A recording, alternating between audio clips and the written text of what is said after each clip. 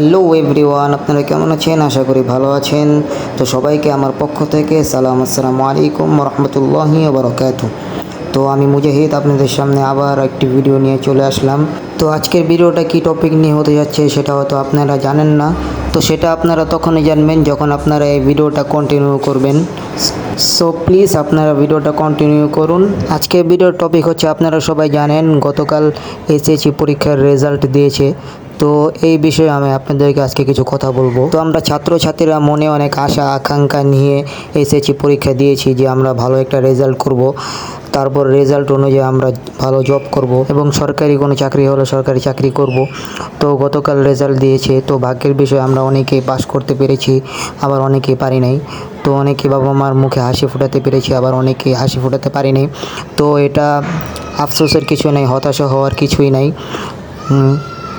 যদি আপনার ভাগ্যে না লেখা থাকে তাহলে আপনি পাস করতে পারবেন না। তো হতাশা হওয়ার কিছুই নাই। আপনি আজকে রেজাল্ট খারাপ করেছেন, আগামীতে আপনি ভালো করবেন ইনশাআল্লাহ। তো এটাতে মন খারাপ করার কিছুই নাই। আপনি আজকে হিম্মত রাখুন, ভবিষ্যতে আপনি ভালো কিছু করার জন্য চেষ্টা করুন।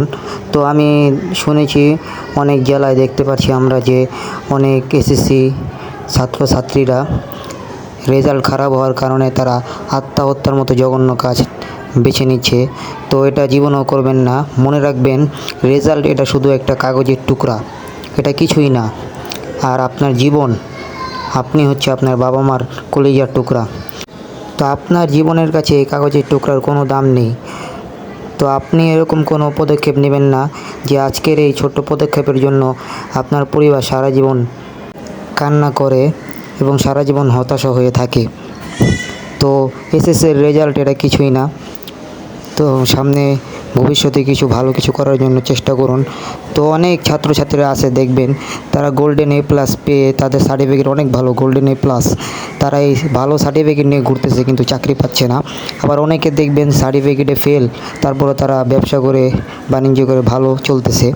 তো এরকমই জীবনে সার্টিফিকেট এটা কিছুই না। এটার জন্য এত আত্মহত্যার মতো এত জঘন্য একটা সিদ্ধান্ত নেবেন না।